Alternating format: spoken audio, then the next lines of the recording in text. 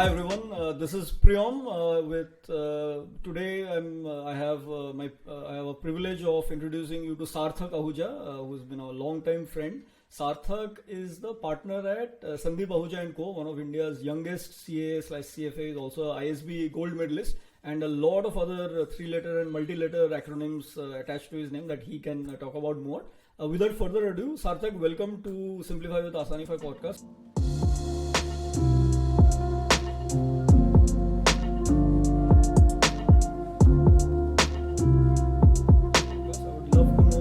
Your journey, how it has been so far. How do you feel today, Sarthak? Thanks so much, Priyom, for having me. I'm equally excited and so happy because we do have a history of working together on multiple things at Asanify, and I've always looked at the brand very positively as an enabler for chartered accountants. So I'm very happy to be a part of this podcast today. Thanks Um, so much. Sarthak, very interestingly, you have also, I understand, written a fantastic new book. I've read a little bit from the excerpts and I'm continuing to read it now. It's called Coffee Table and Startup Funding, if I'm not mistaken. it's Is called it Daily Coffee and Startup Fundraising. Daily Coffee and Startup Funding? So those who are in need of urgent coffee and also might need funding as a add-on, do read that book. Sarthak, you want to just maybe give us a quick, brief background about yourself and what got you here? Sure. So I've always been in Delhi. I was born here and I grew up in Delhi. So I'm a thoroughbred Delhi guy. And after my schooling, I signed up for an undergrad in finance at Delhi University. It was at the Shaheed Sukhdev College of Business Studies. I simultaneously signed up for CA, CS, CMA. So those were the four courses I Wow. was trying to juggle For those of us who don't know simultaneously. what do these acronyms mean? So CA is chartered accountancy, which is the main area of Yes. focus is taxation and audit. CS is company Okay. secretary, which is more corporate law, and CMA is cost and management accounting. So it's about management accounting, management Oh, decision making, those kind of decisions. All of these subjects are kind of all right. related in some way. It's just that you get to specialize in a particular subject in the overall body of knowledge that you're studying of different subjects. So CS has a focus on corporate law. Cost and management accounting has a Understood. focus on management decision making. So, Wonderful. they all beautifully kind of came together. I was lucky enough Mm-hmm. to be one of the youngest back then in India to have completed 4 degrees by the age of 23. It was reported Wow. by the Financial Express, the Business Standard, and a bunch of newspapers back at that time. It wasn't planned. It just Wonderful. so happened. Um, So how I many happened to hours join. a day did you have typically compared to the rest of us? Was it more No, or less no. than say 30 hours a I day? think I think what I like to say is ये बाल हमने धूप में नहीं गवाए. So so I think For those of us who are just listening into the podcast, Sarthak is as clean shaven as you can imagine. And it's, I'm sure, a lifestyle choice. But Sarthak does appear extremely presentable despite his modesty. Yes, please, Sarthak, go ahead. so that was that. Both my parents had started an accounting firm, a CA firm, back in 1986. So 86, my father started it as a sole proprietor, as one person CA. In 89, my mother joined him soon after they got married. So since Wonderful. then, in 2011, I joined them after my undergrad to do my CA articleship. As soon as I was done, so So, that did kind of you, just exposure. out of curiosity, did you ever consider any other field other than accounting? No, so if you know, like, do you have a dog? Like, do you have a dog, Priyom, No, or I a don't, pet? unfortunately. But I No. am a So dog lover, but okay. yeah, I don't have So actually. you would have seen, like, when dogs are probably just 6 months old, people tend to do a Uh-huh. great deal of doggy training. So it's like you give Yeah. them a treat. You ask them to extend their arm and be like, okay, So let's you're shake hands. conditioned into this field, basically. Correct. Correct. So I ever can since I imagine. was in kindergarten, my parents would keep asking me, okay, what do you want to be, when you grow up? And I would say astronaut, and Okay. I want to be police, and I want to be an actor. But there was But then they never just say, okay, two okay. minds when you grew up. Yeah. And then when I said CA, I got a chocolate. So I was like, wow, okay, this gets you a chocolate. So I was doggy trained Understood. into So you're conditioned into this. correct. Yeah, but how has your journey been since then? But why suddenly MBA? Should CAs look to doing MBA? I understand you're of course from No, so I my think own alma mater, ISB. Yeah, that training kind of uh, gave me a lot of exposure in audit and tax advisory. of course. But somehow I felt that I wanted to be more a business consultant than just a tax advisor. Uh, Purely because of that, I recognize the importance of understanding how operations function, how marketing functions, how HR functions, and what is a more holistic view towards building businesses than just being an advisor in one capacity. So I always had this in mind ever since 10th grade that I wanted to do a great MBA after school. Oh, wonderful. So as soon as the CA course got over, I realized that the CA articleship of 3 period does not really count towards WorkX for an MBA program, even at ISB. Oh, okay. So I had to work for another 2 years after my articleship, only with the sole focus that the month I complete 2 years, I have to apply. And it so Ah, happened the month I completed 24 months, I was eligible. I applied. I got through. Was lucky enough. of And I course. think that year I did my specialization in marketing and leadership because I wanted to expose myself to those subjects. But that is shocking. Why not finance? Why not Because I'd specialize anyway in studied finance? so much of it in the Of course, of past. course. Like I told you, Right, the objective was to get a more holistic view. right, of And course. I think the toughest decision that year was to opt out of placements Ah, because okay. So from there only you thought you'll do your own thing? correct. I mean, ISB is known as a consulting school, so Of everyone is course. looking forward to joining, a McKinsey, BCG, Bain, Kearney, and I thought these big consulting firms mostly cater to, the big corporates. So, for the actual need of business consulting is actually a great deal in startups and MSMEs of the country, who actually just go on and discuss business problems with their own chartered accountant. And a lot of times your CA is not equipped or qualified to answer questions related to other aspects of business. So, Right. which is why I felt that that was a big market where there was an actual need, which was not being catered to. So, I thought that why not come back, start my own outfit, which focuses on just serving business consulting, requirements. So, when I Got it. came back, while the entity remained my parents' firm, I set up a separate office altogether in Gurgaon, Okay. hired my Okay. team afresh, decided not to take on assignments of audits, taxation, and solely focus on, as a starting point, as a go to market, I picked up CFO services, but Okay. gradually extended to like bigger aspects and just steered towards investment banking for startups. So it so happened that now the vertical that I take care of, and we've set up another entity where my wife is also a partner. She Oh, wonderful. is a Is she also marketing a CA? expert.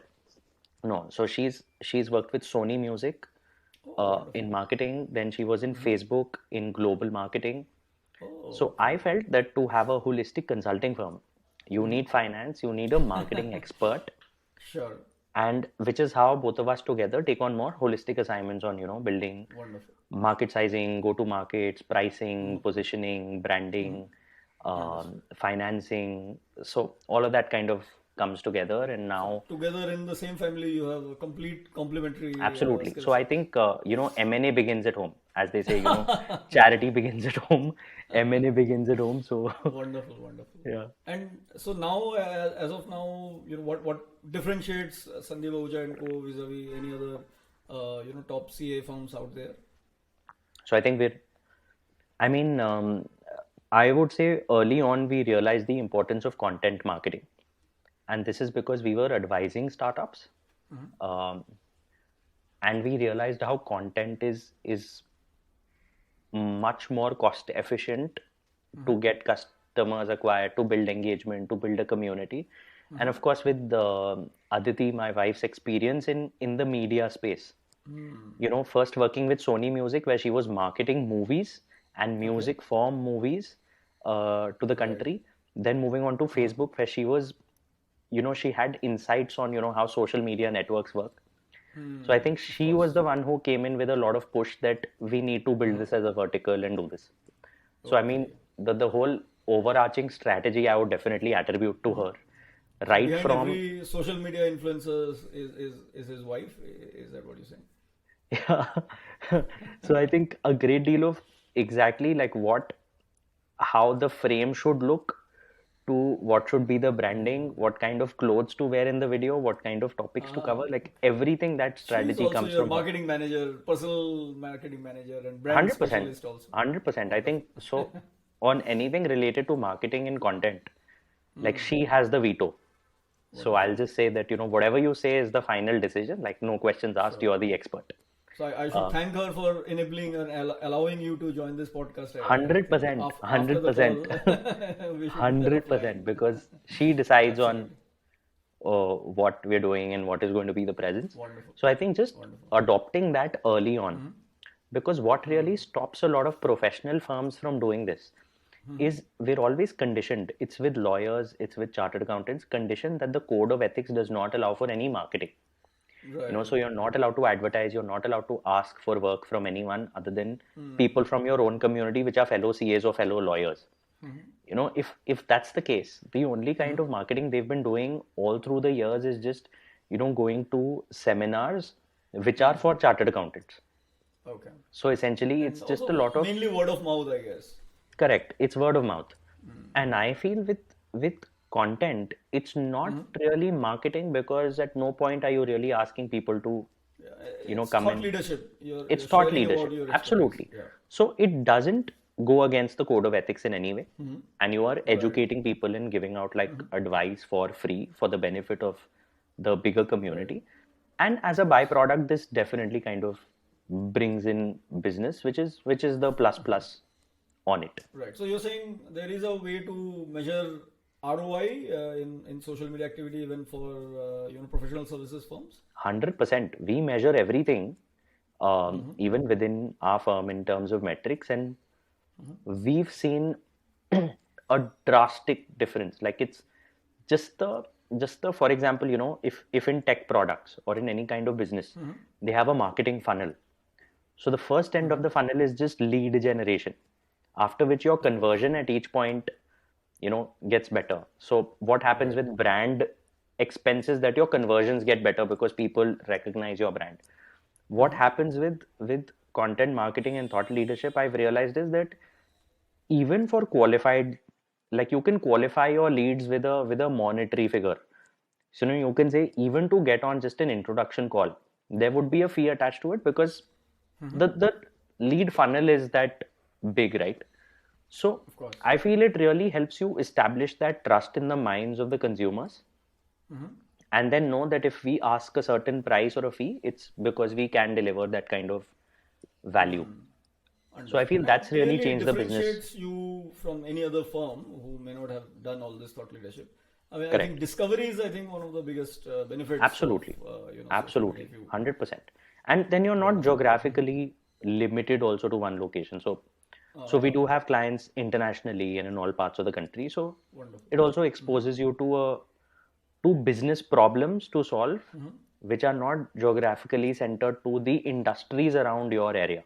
Like for example, Right. I live in Gurgaon, and traditionally our firm is catered to a lot of manufacturing companies in and around Gurgaon, a great deal of Of which course. are also related to the auto industry. So, because of Okay. Maruti entered here and it set up like an entire infrastructure and this Right. ecosystem of people Almost a supplying. township. Yeah. Correct, the township. So now what happens is with clients in Bangalore, in Bengal, in Chennai, in Dubai, in Switzerland, in the US, you're suddenly exposed to problems of varied varieties, which also expands your horizon to be able to advise better in business. Understood. Understood. And what led you? I mean, as an extension of your thought leadership, what led you to think about writing a book? Because I understand it's a lot of effort, I'm sure. So I would love to know what inspired you to think about that. So I think it came from a consumer gap and a consumer ask. So two of the most commonly asked questions on my DMs on social media are the first one being that can you recommend a book for business, that whatever you're talking about, where can we learn this? Okay. And I have recommended over 50 books on my social media. They're all on my highlights so people can see it. But then how do you recommend someone to read 50 books? Like, you need to give someone a starting point and something Right. that holistically covers everything which is important. And the second question was, can you help me with raising funds for my startup? So I felt these two questions, there is Right. a gap where every day there are questions coming in. So it's a consumer need. Let's just put it together and push it out. So in May, we started the process, and the idea was to ship it out as soon as possible. So we set up a process where every alternate day, we would have 2 hour calls where the publisher had given me a young girl, a writer who was actually, she's done her undergrad in liberal arts. So, to explain all concepts to her so that she could transcribe and, put it down was great because she had no background in finance. That means I had to explain it in a way.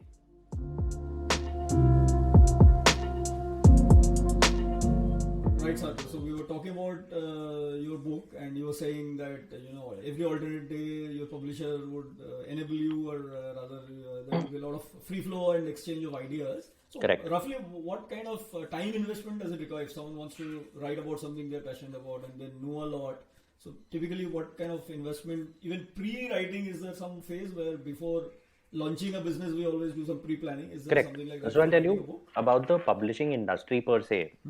So it's known that this is a stat I'd read somewhere that Penguin annually publishes about 60,000 titles. So in Wow. those 60,000 titles, half sell less than a dozen copies.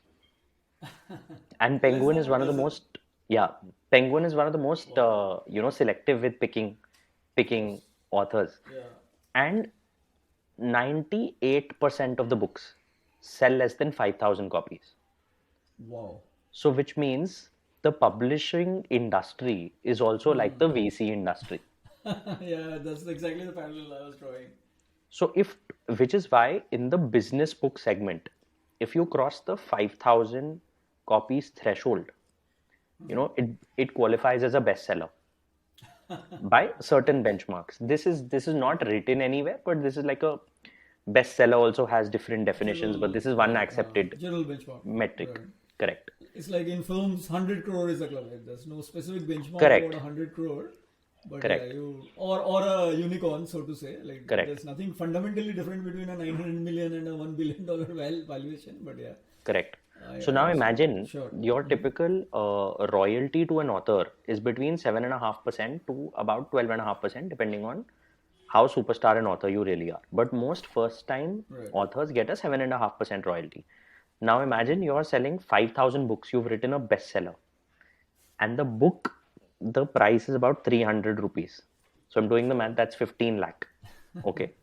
And Okay. on this, you make 7.5%, that's 1,12,500 Hmm. royalty. If you've written a bestseller, you're in the top 2% of the books as an author. Right. And Right. typically, So the why average should time, someone take the effort then? Yeah. correct. Please go ahead. And the average time to write a book is nothing less than 12 months, 12 to 18 months, because a person would write, say, you know, 300 pages or so. And then the entire process of pitching to a lot of publishers, Ah. going through agents, which may take 6 months, 9 months. Someone picks Okay. up the book, then they'll spend their own time editing, reading, Ah. doing revisions. So the entire process is easily upwards of 12 months.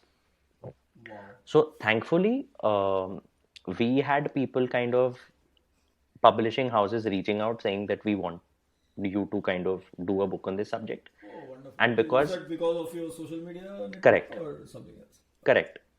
And because there were already Wonderful. 500 videos on different topics, I felt for us to put together a table of contents and organize it in a relevant order was not very difficult. So the table of Okay. contents could be readied in just about a couple of hours.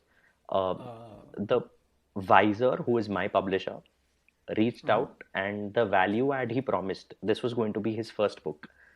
He Okay. promised that I'm So going he to was help also a you. startup founder. Correct.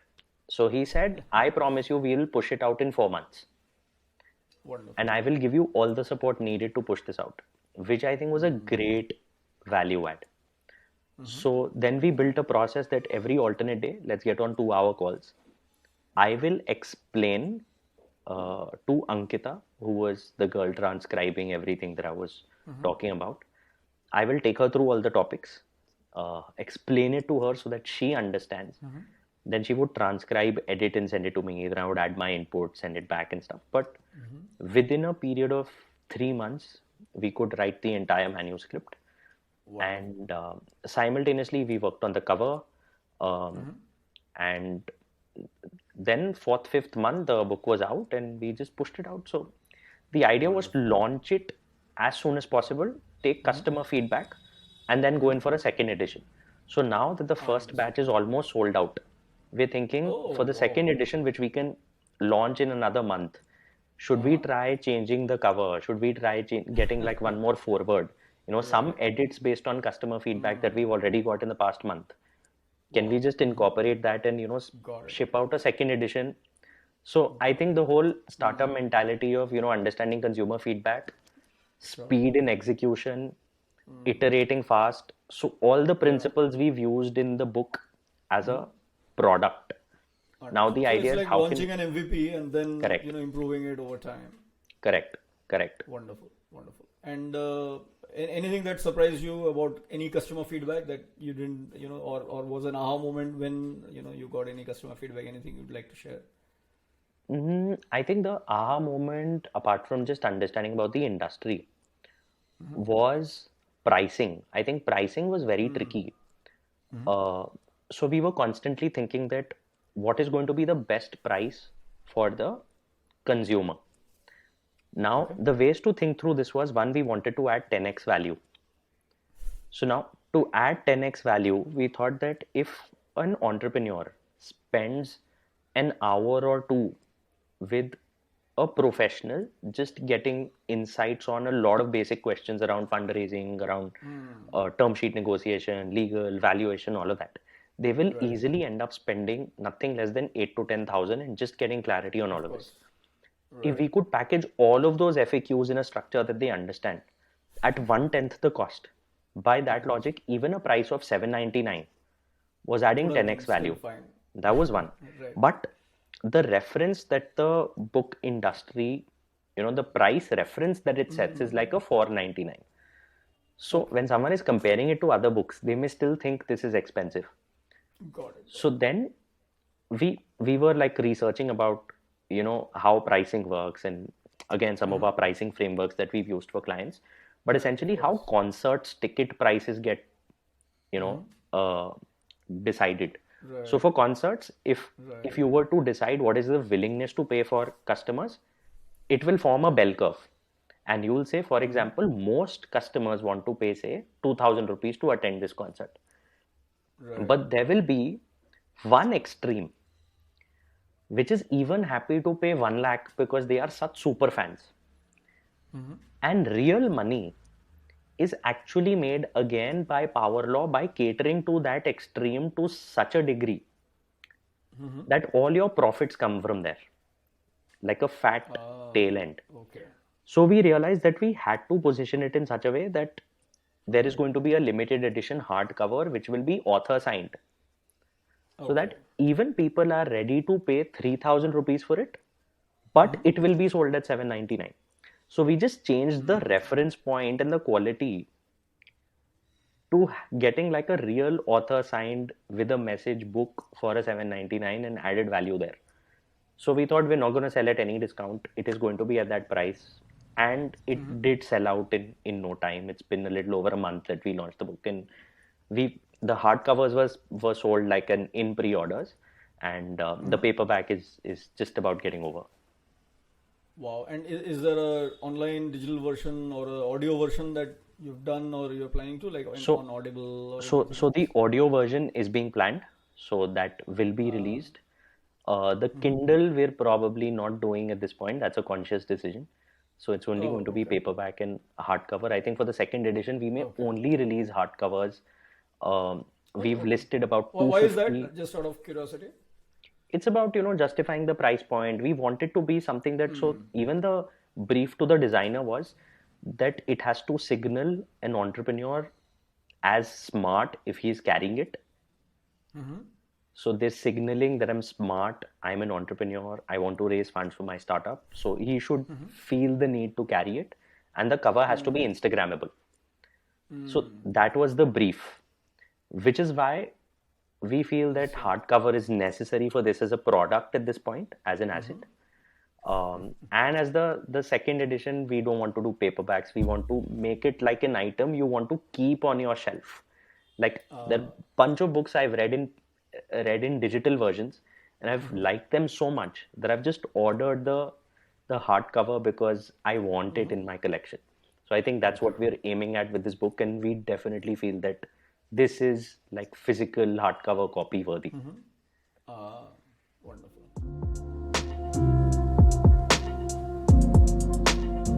So what next for Sarthak Ahuja and Sandeep Ahuja and co? What kind of new media, new ways and new innovations are you planning now?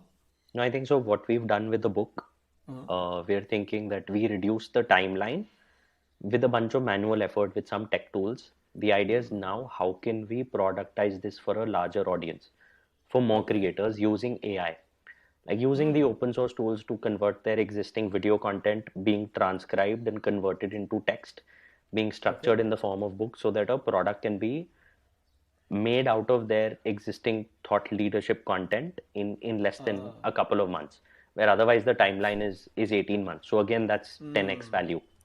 So that's very the interesting product that progression. we're trying to work on. Understood. Fantastic. And anything that you'd like to share from the book? Any specific chapter or any interesting insights that people can get a teaser?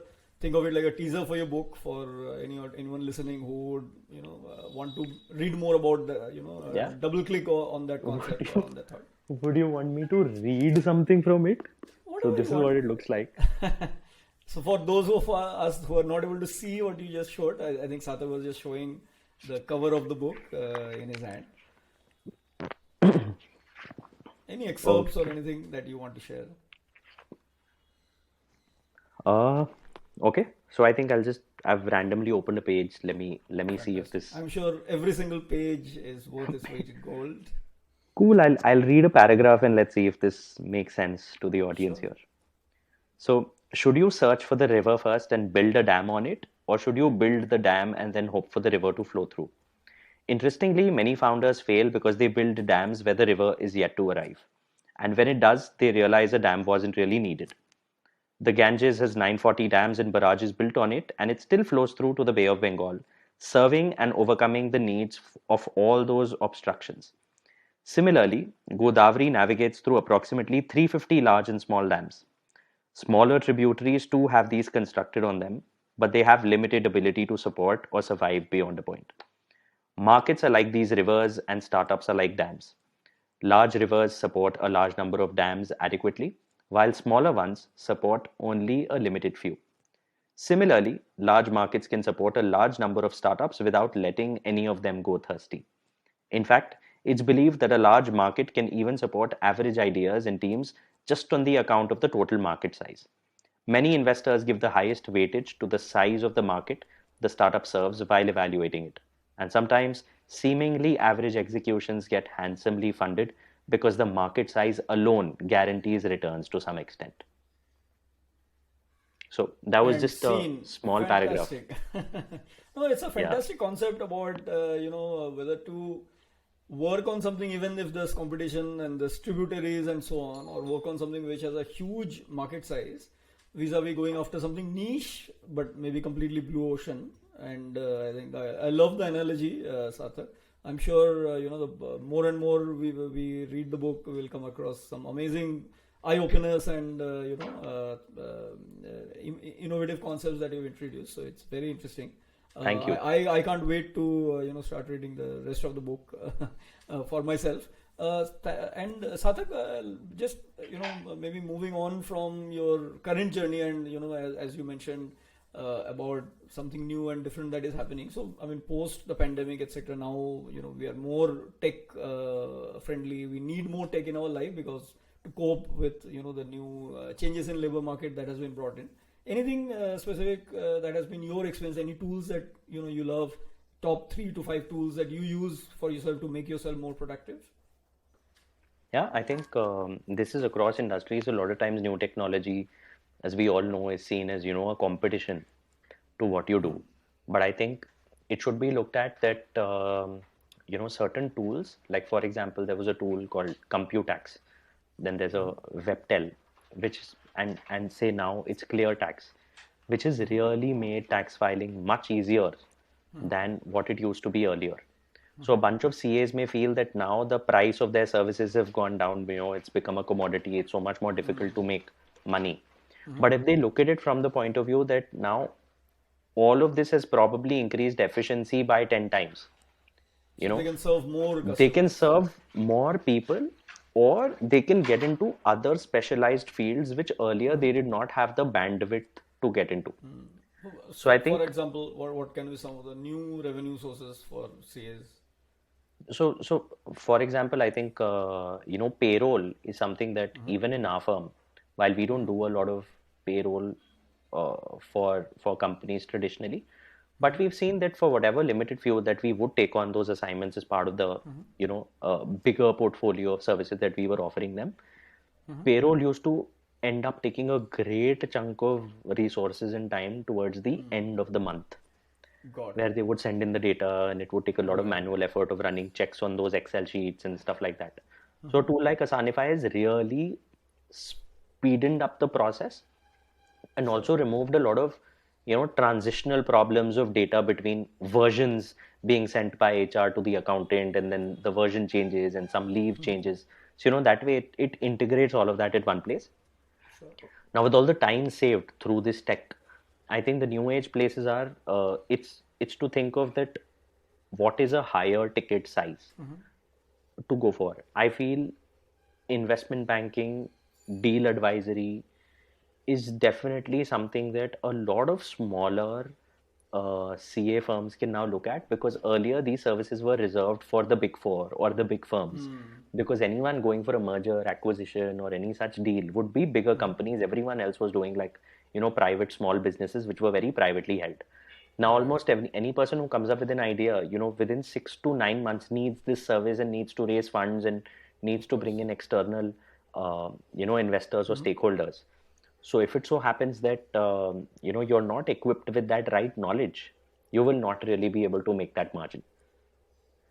Got it. And more, I think the whole entrepreneurship bug that many of us have been bitten by led us to start our own businesses. I think for CAs also, I have seen that is quite true. That many people who have been working as senior professionals in the finance field are starting their own practices, and they also want to be an entrepreneur and do their own thing. Has that been your experience? 100%. I think, at some point people do realize that there is some kind of a glass ceiling that you cannot pass in employment.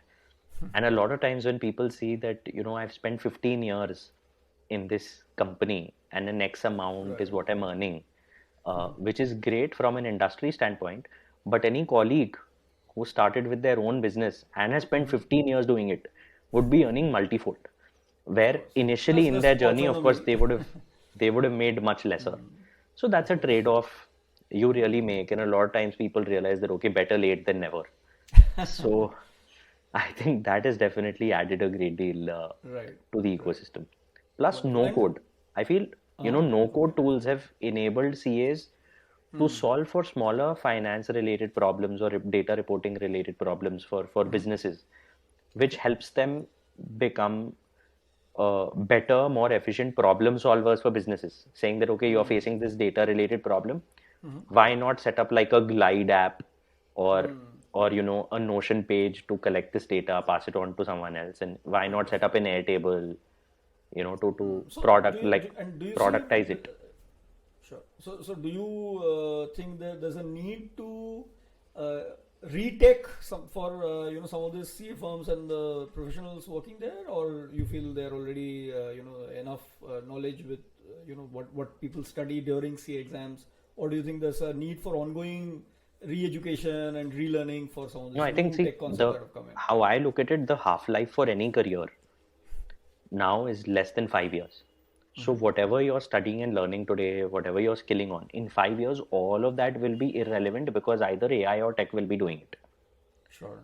So at any point, I mean, for me, content is a system for me to ensure I'm learning every day because I have to come up with a new insight daily related to business, which Understood. means to create one unit of output, you need to do at least 20 units of input to come up with that one insight. So Okay. that means that if I'm making a 1 minute video, in the background every day it takes me at least 2 hours of just studying Of course. about business. And it's not been conscious, it's just automatically happened because I create content. So I feel for me, the metric for content creation or my journey as a content creator, to which I spend not more than 20 minutes a day in shooting a video and publishing it. The rest of the day, I'm just working on my business. Of course. But what it has automatically ensured, there's every day 2 hours, I'm just studying about new trends, new industries, upskilling myself. So I think Wonderful. that for me is a much bigger takeaway than any amount of following or size of community because that's a byproduct. Understood. So you're saying in order to teach, I need to learn first, and that helps everyone be at that on their toes, so to say. Correct. So with so many varied interests, Sarthak, what is a typical day in your life like? So I think Are there any typical days? I do try to follow like a routine. I So the would routine love. is I mean, if you can share, I'm sure many of us would learn a lot. yeah. So I rise up like really late. I wake up at about 8 o'clock, so it's not part of the 5 a.m. club or anything. Oh, so you're saying 80 is really late Yeah, in if you your were to view? ask my parents, it's horrible. They didn't raise me Ah, to wake up at 8 a.m. So oh my God. so I wake up You at should talk to some of the techies that work with us. For them, 10 a.m. is early. But yeah. yeah, So yeah, I I think each person has their own, biological clock. But correct. okay, so you wake up at 8. So I wake up What at then? 8:30. I wake up at 8:30. I get ready for work. While breakfast is getting ready, uh, I will quickly read through like a few of the important newsletters that I'm subscribed to. Uh, Quickly have breakfast, get to my desk. My daily schedule in terms of the calls and everything is already on the calendar. Certain tasks that I need to do. So while the to-do list is really long, I will try and break it down to three things that I need to get done today at any cost. So those three things I'll start working on. All my calls are typically scheduled for the second half because the first half of the day I just want to get done with all the tasks that I've planned for the day. Second half is a lot of calls. I prefer to do those calls on audio only so that I can go behind my house. There's a small park which is very exclusive. It's kind of silent and no one comes there. So I do about 2 hours of brisk walking while I'm doing those calls so that I can hit my 12,000 steps Okay. for the day. After that, I get back to my desk. I get back to doing those tasks, following up with people, a lot of other random stuff that just comes through the day, which is unplanned. Managing all of that. My team leaves at about 7 o'clock. So 7 to 8:30 or so, I'm doing my own desk work in silence. 8:39, I come up. What's great is my office is in the same building, so my daily commute time As is your like house, you're saying? correct. So seven Wonderful. seconds is my commute time. One of the At the risk perks of of being an yeah, entrepreneur. at the risk of falling down a flight of stairs and breaking my kneecaps, like 7 seconds is the fastest I can do it. And then yeah, so in the night I spend some time with my wife. She's also like we discuss. Okay, she does a lot of the negotiations and the deals and like a great deal of the marketing effort. So Okay. we discuss like work over tea and stuff. Um, in the night, we'll watch some TV. Then she is an early sleeper, so she goes to bed early, which early is about 11:30, 12, which is really late for her, but it's early for me. So between 12 to 1:30, I alternate. If I've not gotten a great deal of reading done through the day, I do that reading in the night. So about 1.5, 2 hours of studying, I pick up a book. So I'm either reading a book on my iPad because I can't have the lights on. because she's a light sleeper. So I'm reading a book on my iPad, or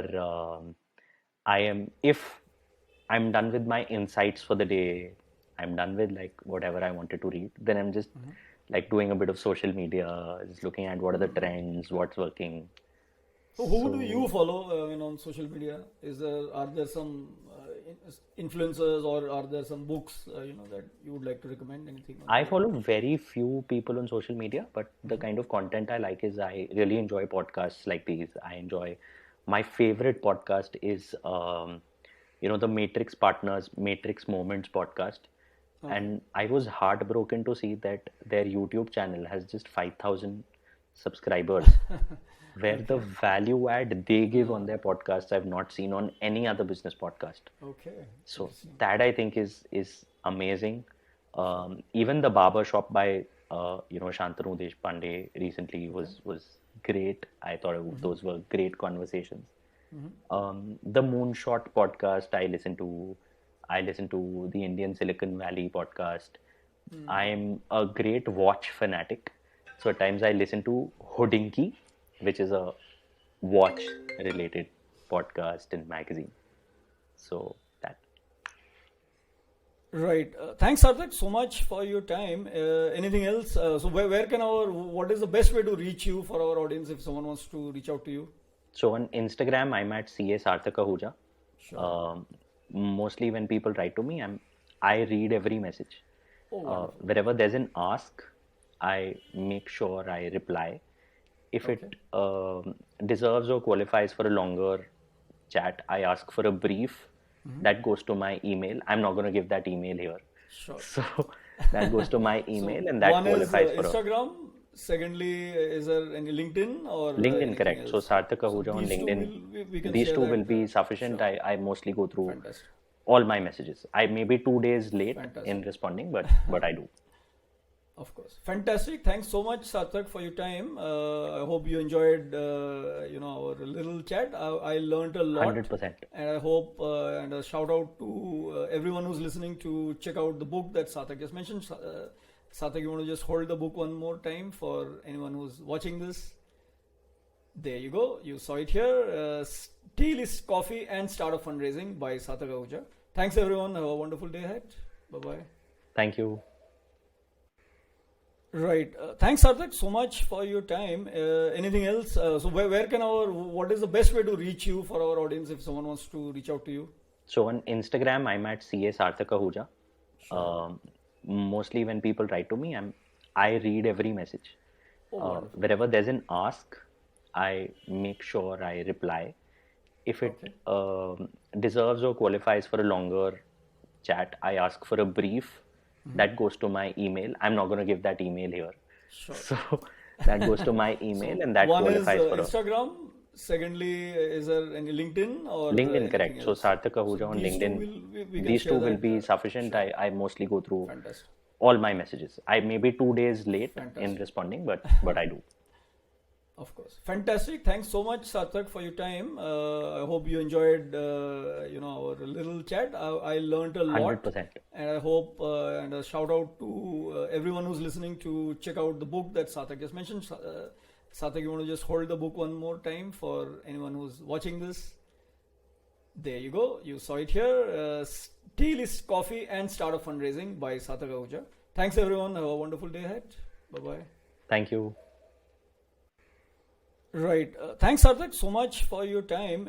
Anything else? So where can what is the best way to reach you for our audience if someone wants to reach out to you? So on Instagram, I'm at CA Sarthak Ahuja. Sure. Mostly when people write to me, I read every message. Oh, wonderful. Wherever there's an ask, I make sure I reply. If it Okay. deserves or qualifies for a longer chat, I ask for a brief. That goes to my email. I'm not going to give that email here. Sure. So that goes to my email, So and that one is qualifies for a Instagram. Secondly, is there any LinkedIn or LinkedIn, correct. anything So else? Sarthak Ahuja So on these two LinkedIn. we can These two share will that. be sufficient. Sure. I mostly go through Fantastic. all my messages. I may be 2 days late in Fantastic. responding, but I do. Of course. Fantastic. Thanks so much, Sarthak, for your time. I hope you enjoyed, our little chat. I learned a lot, 100%. And I hope, and a shout out to everyone who's listening to check out the book that Sarthak just mentioned. Sarthak, you want to just hold the book one more time for anyone who's watching this? There you go. You saw it here. Tea, List, Coffee and Startup Fundraising by Sarthak Ahuja. Thanks everyone. Have a wonderful day ahead. Bye-bye. Thank you. Right. Thanks, Sarthak, so much for your time. Anything else? So where can what is the best way to reach you for our audience if someone wants to reach out to you? So on Instagram, I'm at CA Sarthak Ahuja. Mostly when people write to me, I read every message. Wherever there's an ask, I make sure I reply. If it deserves or qualifies for a longer chat, I ask for a brief. That goes to my email. I'm not going to give that email here. So that goes to my email and that qualifies one for is Instagram. Secondly, is there any LinkedIn? Or LinkedIn, correct. So Sarthak Ahuja on LinkedIn. These two will be sufficient. I mostly go through all my messages. I may be 2 days late in responding, but I do. Of course. Fantastic. Thanks so much, Sarthak, for your time. I hope you enjoyed our little chat. I learned a 100%. lot. And I hope, and a shout out to everyone who's listening to check out the book that Sarthak just mentioned. Sarthak, you want to just hold the book one more time for anyone who's watching this? There you go. You saw it here. Tea, List, Coffee and Startup Fundraising by Sarthak Ahuja. Thanks everyone. Have a wonderful day ahead. Bye-bye. Thank you. Right. Thanks, Sarthak, so much for your time. Anything else? So where can what is the best way to reach you for our audience if someone wants to reach out to you? So on Instagram, I'm at CA Sarthak Ahuja. Mostly when people write to me, I read every message. Wherever there's an ask, I make sure I reply. If it deserves or qualifies for a longer chat, I ask for a brief. That goes to my email. I'm not going to give that email here. So that goes to my email and that qualifies one is Instagram. Secondly, is there any LinkedIn? LinkedIn, correct. So Sarthak Ahuja on LinkedIn. These two will be sufficient. I mostly go through all my messages. I may be 2 days late in responding, but I do. Of course. Fantastic. Thanks so much, Sarthak, for your time. I hope you enjoyed our little chat. I learned 100%. A lot. And I hope, and a shout out to everyone who's listening to check out the book that Sarthak just mentioned. Sarthak, you want to just hold the book one more time for anyone who's watching this? There you go. You saw it here. Tea, List, Coffee and Startup Fundraising by Sarthak Ahuja. Thanks everyone. Have a wonderful day ahead. Bye-bye. Thank you.